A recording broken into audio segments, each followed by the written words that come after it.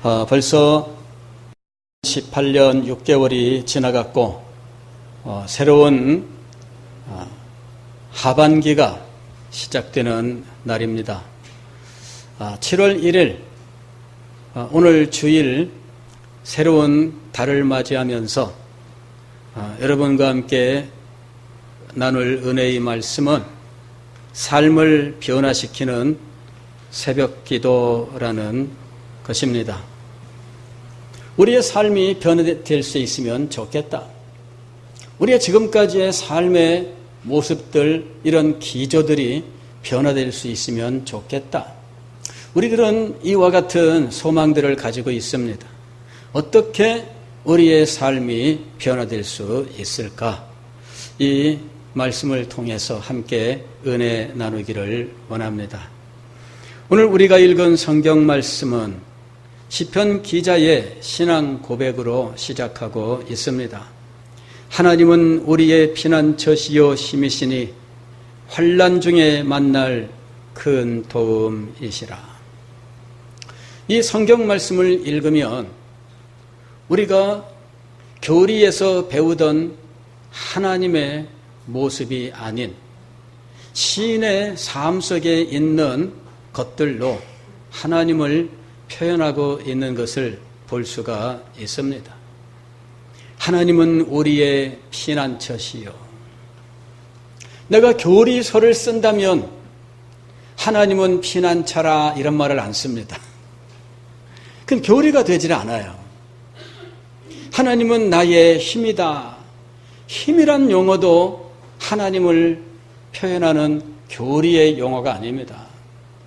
여기에 나오는 이 말은 분명히 하나님을 표현하고 있는 말인데도 불구하고 교리적인 용어는 아닙니다. 왜냐하면 이것은 자신의 삶의 현장에서 경험한 하나님을 삶의 현장의 용어로 표현한 것이기 때문이에요. 즉 여기서 표현하고 있는 하나님에 대한 것은, 하나님을 아는 지식은 그의 삶을 통해서 알게 된 것을 자기의 삶을 통해서 표현하고 있기 때문입니다. 그러므로 이곳에 있는 하나님에 대한 지식은 실존적 지식 혹은 경험적 지식이라 말씀할 수가 있습니다. 이것이 얼마나 중요한지 우리가 오늘 이 시간에 잘 기억을 해야 됩니다. 하나님께 대하여 우리는 이런 분이시다, 누구에겐가 얘기를 듣고 혹은 배울 수도 있습니다. 혹은 내가 교리책을 읽으면서 하나님이 어떤 분이시다라고 하는 사실들을 알 수 있습니다. 그러나 이 모든 지식들이 나의 삶하고 내 인생하고 나의 존재하고 무슨 관련이 있느냐 하는 것이죠. 하나님을 내가 믿기는 믿는데, 하나님을 내가 알기는 아는데, 우리 엄마 때문에, 우리 아버지 때문에, 우리 조상대대로 3대, 4대를 믿어오기 때문에 그래서 내가 하나님을 믿고 있다. 그런 분들 참 많이 만날 수 있습니다. 진정으로 자기의 삶 속에서 경험한 하나님을 자기 삶의 용어로 표현할 수 있느냐? 이것이 바로 실존적 지식이라 이야기하는 거예요. 이 실존적 지식은 자기의 정신세계 속에서 진리의 깨달음으로 나타날 수도 있고, 자기의 삶 속에서 하나님의 섭리의 손길을 경험함으로 나타날 수도 있습니다. 어떻게 되었든지 우리는 이것을 나의 믿음으로, 나의 하나님으로, 나와 하나님과의 관계로 표현할 수 있어야 하는 거예요. 그래야 그 지식이 그의 삶 속에 역사하는 것입니다. 남에게 전해 듣고 그냥 일방적으로 외운 지식은 자기의 삶 속에 적용이 되지를 않아요. 왜 이 현장에서 하나님을 아는 지식이 무력한가? 왜 오랫동안 믿어왔고 그리고 교리반도 했고 그리고 많은 경험을 했는데 왜 삶의 현장에 이 지식들이 적용되지 않느냐 하는 거예요. 그것은 내가 배웠던 모든 것들이 경험적이고 또 실존적이 되지 못했기 때문입니다. 시인은 하나님께 대하여 이렇게 고백합니다. 하나님은 우리의 피난처시요 힘이시니 환난 중에 만날 큰 도움이시라. 그는 하나님을 만날 수 있는 분으로 지금 고백하고 있어요. 하나님은 멀리 계신 분이 아닙니다. 하나님은 높이 계셔서 내가 감히 나아갈 수 없는 분이 아닙니다. 힘들고 어렵고 고통스러울 때에는 만날 수 있는 분입니다. 그는 이 하나님을 만날 수 있는 분으로 고백하고 있어요. 그래서 2절 말씀을 보게 되면 그는 그러므로라고 하는 말을 할 수 있게 된 거예요. 남에게 들은 말, 자기의 삶에 실질적으로 아무런 관련이 없는 하나님이라면 그러므로라는 말을 할 수가 없습니다. 누군가의 말에 의하면 하고 말할 수는 있지만 그러므로라는 말을 할 수가 없습니다. 여기 이 시인은 자기가 경험한 하나님, 자기가 알게 된 하나님, 그 하나님을 고백하면서 그러므로라고 말을 할 수 있는 거예요. 땅이 변하든지 산이 흔들려 바다 가운데에 빠지든지 바닷물이 솟아나고 뛰놀든지 그것이 넘침으로 산이 흔들릴지라도 이것은 자연 재해, 우리의 삶을 완전히 무너뜨리고 이전에 우리가 알고 있던 모든 것들을 다 뒤집어 버리는 이 엄청난 변혁, 이것을 지금 표현하고 있는 말입니다. 땅이 변하든지 지형이 변하는 거예요. 이전에 알던 곳이 아니에요. 이게 변했네. 그래요. 우리들이 그런 말 하잖아요. 산천은 의고한데 인걸은 간데 없도다. 예, 산천은 어떻다고요? 유구하다, 변함없다 그 얘기예요. 가보니 거기는 그대로 있어요. 그러나 그 지형이 변화되는 일이 있습니다. 어떤 일 때문일까요? 지각변동이 일어날 때죠. 지각변동이 일어날 때 지형이 변해요. 천천히 일어나는 지각변동, 최근에 지금 얼마 전에 기사인데요.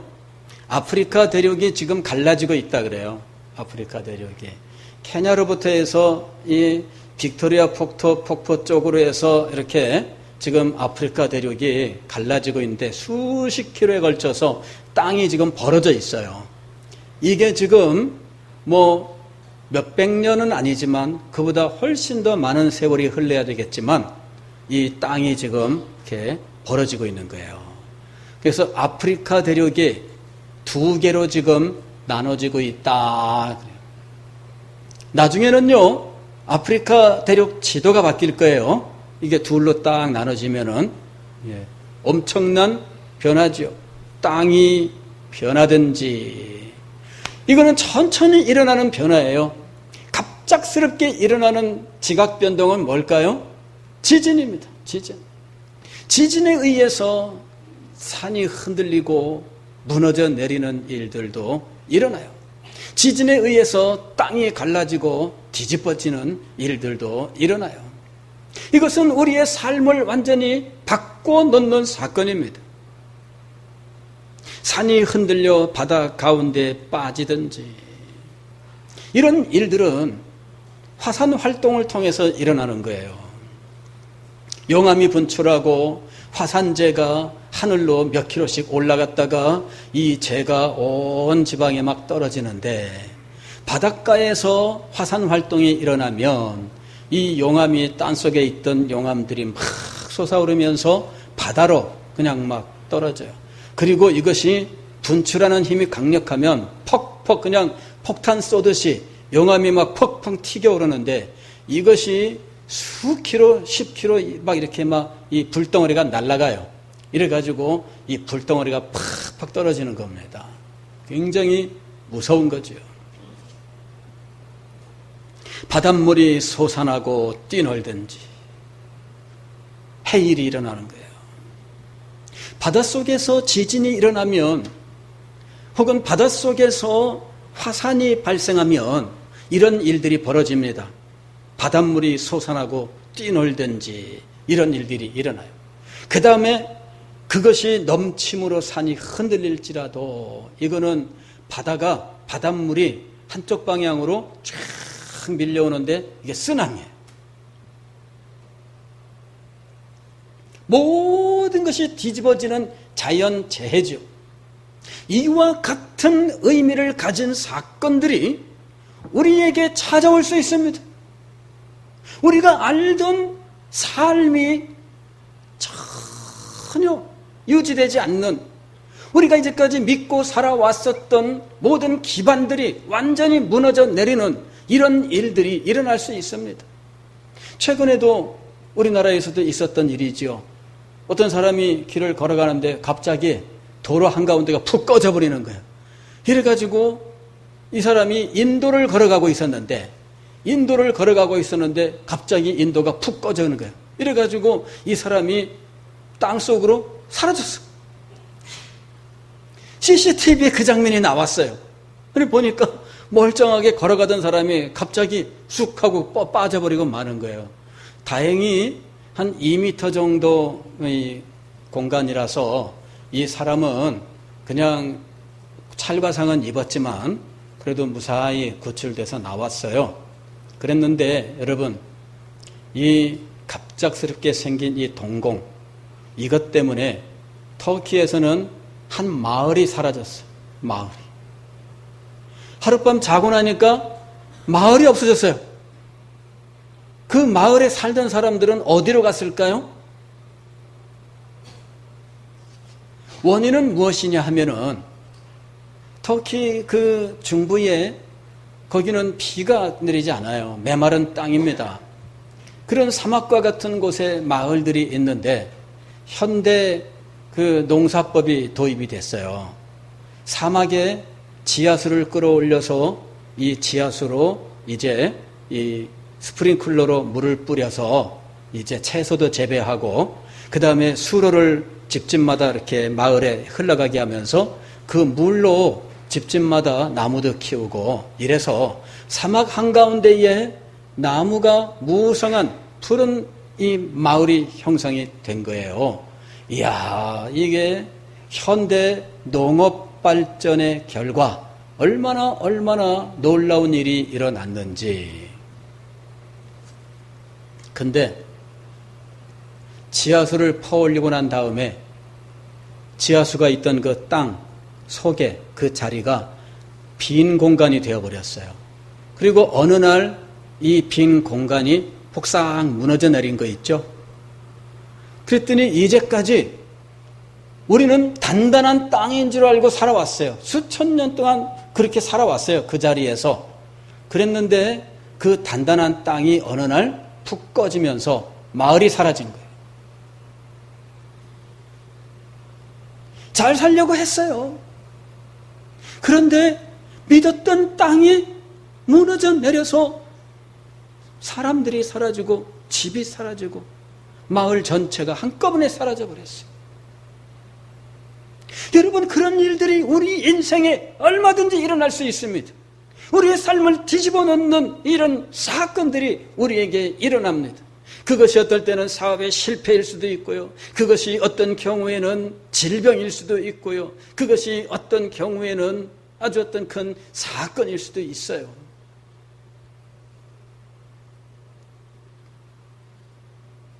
그러므로 하나님이 우리의 피난처요 힘이고 환난 날에 만날 큰 도움이시라. 그러므로 이런 재해, 이런 우리가 믿고 틀림없다고 확신하며 딛고 살던 모든 기반이 뒤집어지는 그 격변의 순간에도 우리는 두려워하지 아니하리로다. 할렐루야. 여러분, 이 시는 하나님께 대하여 실질적인 믿음을 가지고 있어요. 자기의 경험을 통해서 자기의 삶 속에 한순간 한순간 역사하신 하나님을 경험하면서 하나님의 말씀을 듣고 그 진리의 깨달음을 통하여 마음속에 이루어진 그 믿음을 가지고 그는 그러므로 우리가 두려워하지 아니하리로다 라고 선언할 수 있었던 거예요. 왜 두려워하지 않을까요? 그는 4절 이하에서 다시 한번 이것을 자세하게 설명합니다. 한 시내가 있어 난 위에 흘러 하나님의 성 곧 지존하신 이의 성소를 기쁘게 하도다. 하나님이 그 성 중에 계심에 성이 흔들리지 아니할 것이라. 흔들리지 않는 성을 지금 이 시인이 보고 있는 거예요. 이 시인은 지금 믿음의 눈으로 하나님의 성을 보고 있는데 이 세상은 뒤집어져요. 바다조차도 바닷물이 솟아오르고 뒤집어지는데 이 바닷물이 밀려와서 쓰나미로 산을 밀어버리고 이곳에 살던 모든 사람들까지 한꺼번에 쓸어가는데 땅이 뒤집어지면서 지진으로 모든 지형이 바뀌어버리는데 그런 와중에 흔들리지 않는 성이 있어요. 그게 누구의 성입니까? 하나님의 성이에요. 이 시인은 지금 믿음으로 이것을 바라보고 있습니다. 이 시인이 바라보고 있는 하나님의 성, 곧 성소라고 부르는 것은 우리가 아는 예루살렘의 성전하고는 달라요. 이는 예루살렘 성전을 그대로 표현하는 것이 아닙니다. 이 시인의 눈앞에 믿음으로 열리는 그 믿음의 세계 속에서 보이는 그 성전을 이야기하고 있습니다. 이 성전은 흔들리지 아니하는데 한 시내가 성전을 향하여 흘러가면서 양쪽으로 갈라지면서 이 성전을 둘러서 지나가고 있습니다. 여러분, 이게 바로 믿음이에요. 예술가들이 가지고 있는 창조력이라고 하는 게 있어요. 화가 그러면은 저는 예전에는 이 화가가 모든 걸 정확하게 그리는 사람인 줄로 알았어요. 정확하게 그리면은 화가가 되는 줄 알았어요. 지금도 저는 거기서 벗어나지 못합니다. 왜? 저는 창조성이라는 게 없는, 예술가적 기질이 없는 거예요. 저는 정확히 하면 돼요. 근데 예술가는 어때요? 사람을 그렸는데 얼굴을 그렸어요. 얼굴을. 그런데 코는 여기 있고 귀는 여기 있고 눈은 여기 있는 거예요. 뒤통수까지 나타나. 그래서 야, 이게 무슨 사람 얼굴이야 그러는데 와, 그 그림이 몇백억씩 가는 거 있죠. 피카소 그림. 그죠? 피카소의 그림 보면은 사람 얼굴이라고 그러는데 이게 얼굴이 무슨 이렇게 생겼어.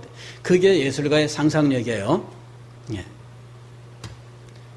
그가 우리 평범한 사람들이 보는 것과 다른 걸 보고 있어요. 즉 그것은 그 마음속에 무엇인가가 역사하고 있고 그것을 지금 표현한 거거든요. 이 시인이 하나님이 계신 곳을 표현하고 있는데 한 시내가 나뉘어 흘러 얘기하고 있어요. 한 시내가 나뉘어 흘러 이 성을 뺑 돌아가면서 지금 이 강물이 흘러가고 있는 거예요. 내게 강 같은 평화, 내게 강 같은 평화, 내게 강 같은 평화 넘치네.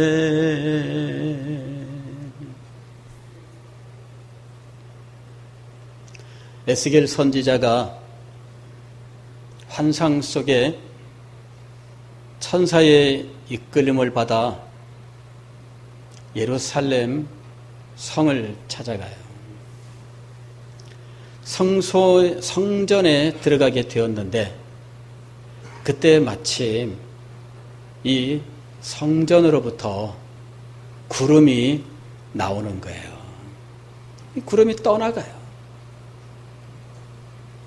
그 환상을 보고 무슨 일일까 하고 있는데 자기 동생이 예루살렘에 갔다가 오더니 성전이 회파되었다는 소식을 전해주는 거 있죠. 후에 에스겔 선지자가 하나님께로부터 성전 회복의 환상을 받게 됩니다. 처음에는 영광이 떠나는, 구름이 떠나는 환상을 보았지만 나중에는 회복된 성전의 환상을 하나님께서 그에게 보여주시는데, 성소로부터 문지방을 통과하여 생수가 흘러나옵니다. 이 생수가 흘러가면서 한번 청량하니 발목에 이르고, 다시 한번 청량하니 무릎에 이르고, 다시 한번 청량하니 허리에 이르렀는데, 다시 한번 청량하니 감히 건너지 못할 강이 되었습니다. 하나님의 보호자로부터 생수가 흘러나오는데, 이 생수가 얼마나 많이 흘러나오는지 삽시간에 한번 쟀는데 쑥쑥쑥쑥쑥쑥 이 물이 깊어지기 시작을 하는데요. 얼마나 하나님의 보호자에서 나오는 이 물이 창일하게 되는지 감히 건너지 못할 이 강으로, 창일한 강으로 변해버립니다.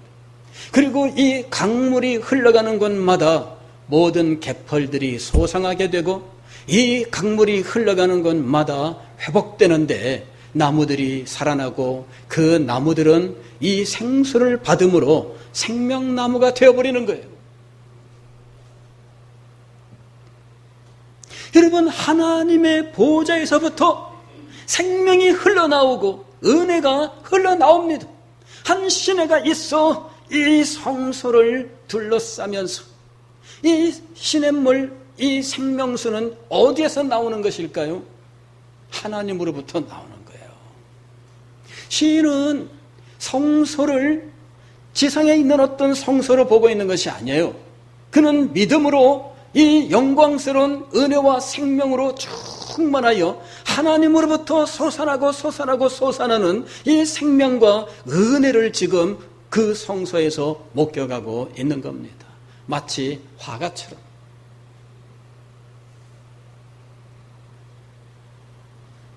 하나님의 성전은 흔들리지 아니하며 하나님의 성전으로부터 은혜의 생수가 흘러넘치고 이 성소로부터 생명의 은혜가 넘쳐 흐르는 거예요.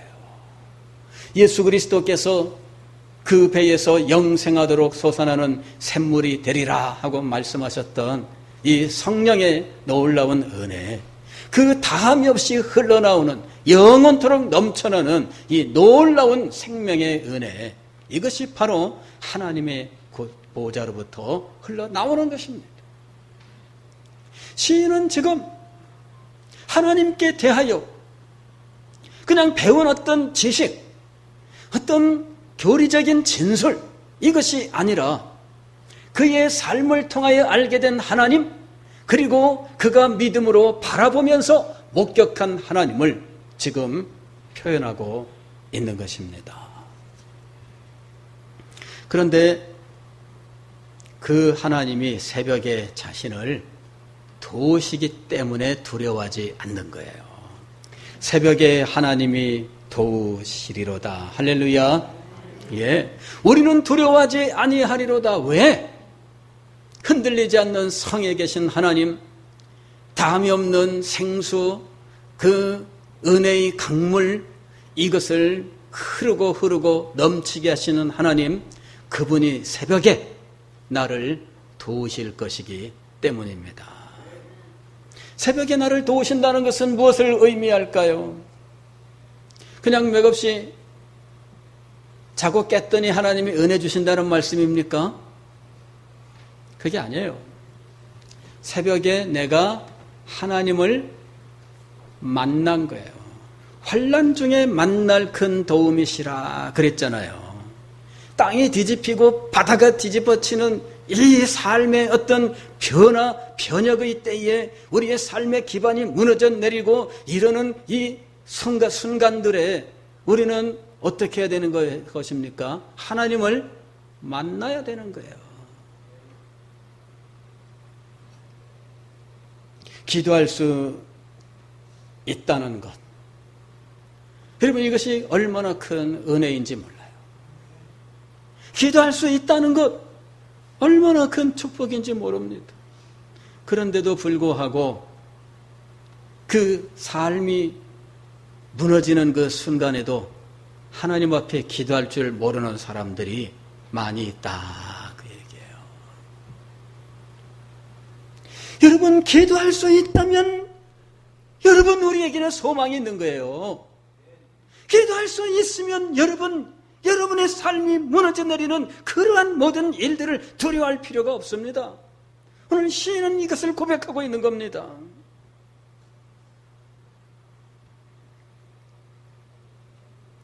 시편 130편 5절 말씀 보면은 저녁에는 울음이 깃들일지라도 아침에는 기쁨이 오리로다. 밤은 번민의 시간이에요. 낮에 있었던 많은 일들이 우리의 마음을 괴롭히는 시간이에요. 누군가에게 당한 이 사건들로 인해서 괴로워하는 시간이에요. 밤에는 많은 아픔과 고통이 우리를 괴롭게 하는 시간이에요.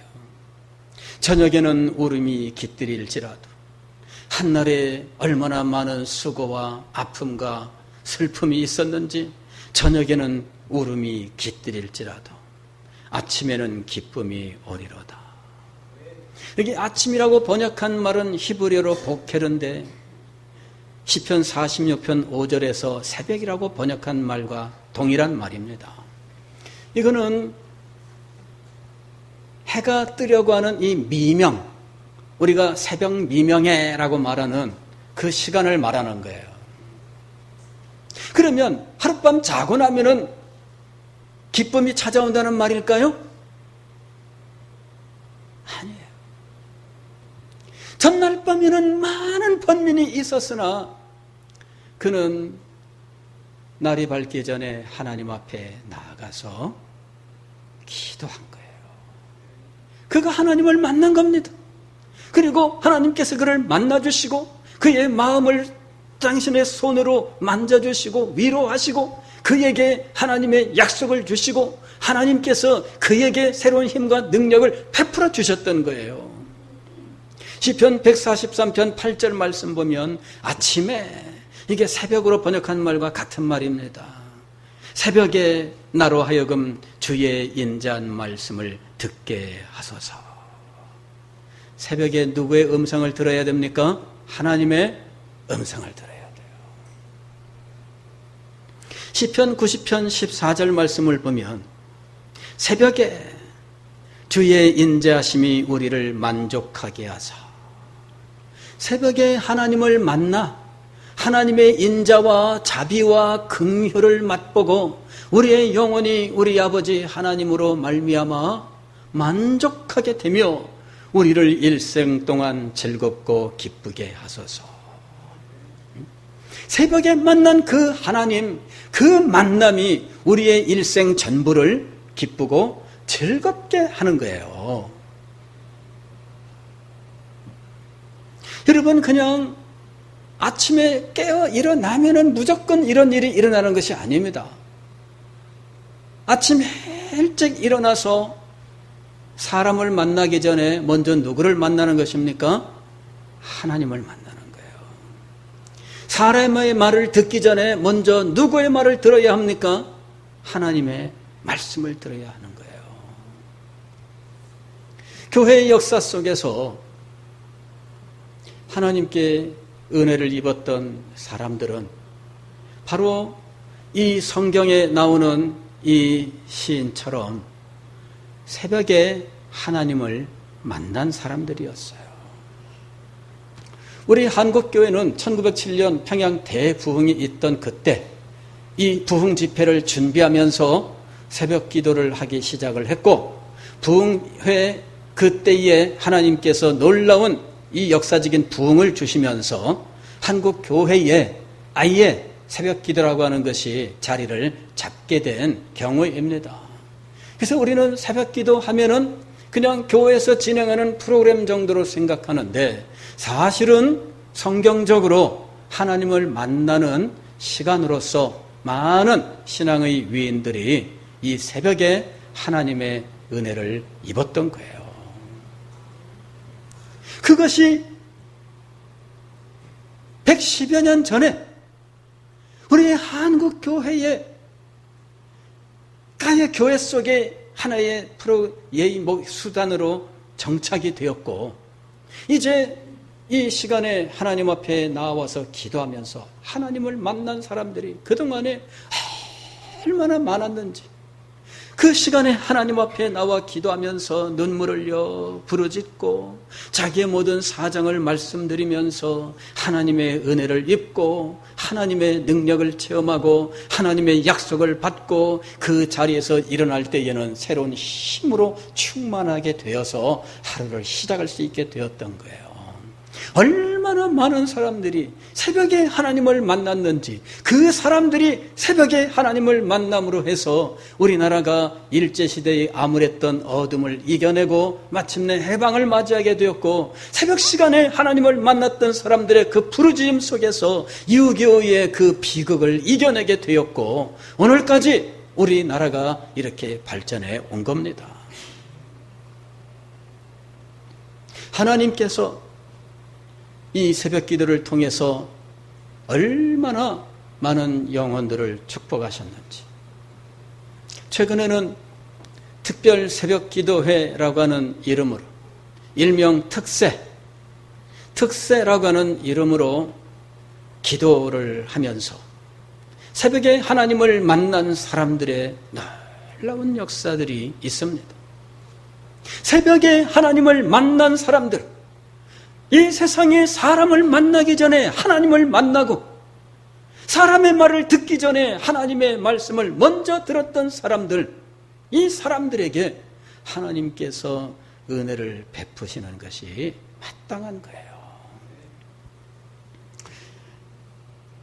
인지상정이란 말이 있잖아요. 우리들도 그렇습니다. 누군가가 나를 만나기 위해서 남들이 안 하는 특별한 어떤 정성을 기울이면 나도 마음이 열려서 나도 그에게, 다른 사람에게는 안 해주는 것들을 해주게 돼 있어요. 물론 하나님이 우리와 동일하신 분은 아닙니다. 하나님을 어찌 인간과 같다고 할 수 있겠습니까? 그러나 하나님께서 성경 말씀을 통해서 바로 그와 같은 원리를 말씀해 주셨던 거예요. 저가 나를 기뻐한 즉 내가 저를 도우리라. 저가 나를 의뢰한 즉 내가 그의 삶에 역사하리라. 여러분, 하나님께서 어찌 사람과 같겠습니까? 그러나 하나님께서 그런 원리를 우리들에게 말씀을 통해서 가르쳐 주셨어요. 우리가 예외적인 순간, 예외적인 특별한 정성을 가지고 내가 하나님만 만나겠다, 내가 하나님의 음성만 듣겠다, 내가 하나님만 바라보겠다, 이 마음을 가지고 하나님 앞에 나아간다면 하나님께서 우리에게 기꺼이 역사하신다고 약속을 하셨던 것입니다.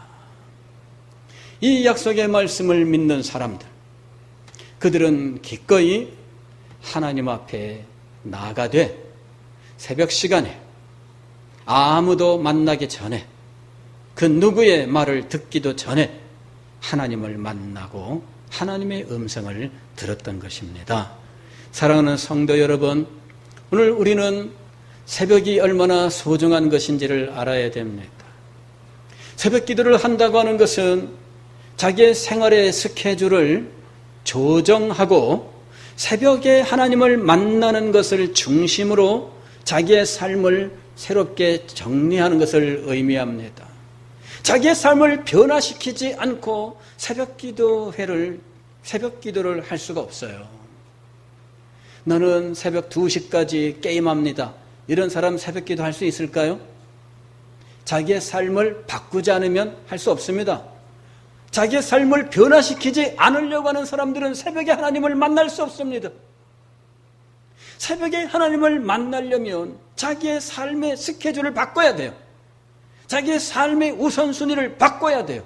하나님을 만나는 것이 제 일이 돼야 돼요. 이것을 기준으로 삼고 그 다음에 이 모든 순서들을 만들어 가야 돼요. 그래야 새벽에 하나님을 만날 수가 있습니다. 여러분, 왜 새벽에 소중한 것입니까? 하나님을 만나는 것을 자기의 삶의 기준으로 삼고 하나님을 만나는 것을 자기의 삶의 제1의 원리로 삼았기 때문입니다.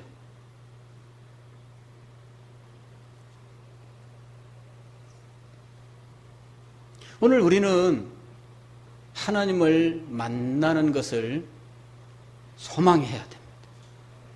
하나님을 만나는 것을 소망해야 돼요. 그리고 무엇보다도 새벽에 하나님을 만나기를 소망할 수 있기를 바랍니다. 새벽에 하나님을 만나고 오직 그 누구를 만나기도 전에 그 누구의 말을 듣기도 전에 하나님을 만나고 하나님의 음성을 듣고 하나님의 사랑과 자비를 받고 하나님의 힘을 공급받고 하나님의 약속을 받고 하나님의 놀라운 생명을 공급받고 여러분 하나님의 은혜로 하루를 시작하시는 여러분이 되시기를 주의 이름으로 축원합니다.